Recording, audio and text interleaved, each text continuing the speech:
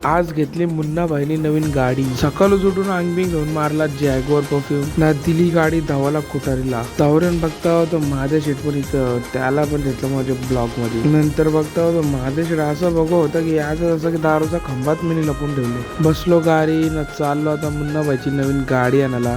तसंच पोचलो मग प्रशांत कॉर्नरला पेढे घ्यायला. तर पेढे बिडे जेवण जाऊन नवीन गाडी आणायला घेतली. मग जिलेबी खायला आता खाऊ मस्तपैकी जिलेबी घेतली. मिठाईनं निघलो आता गाडी आणायला. गाडीत बसलो ना लगे किरणदानी कॉंग्रॅच्युलेशन केला मुन्ना भाईला. पोचलो शोरूमला ना मग घेतला हार लावला गाडीला.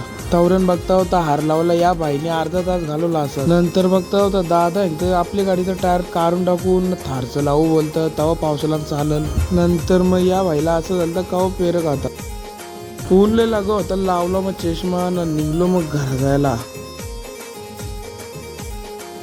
घरा बसलो तर तवरण पाजा दिदी तर पाणी वाहत होती मग तिला पण घेतला ब्लॉक मध्ये. संध्याकाळची निघलो जेसीबी जवळ जायला. तवरण बघता होता पाण्याचा मौसम झाले.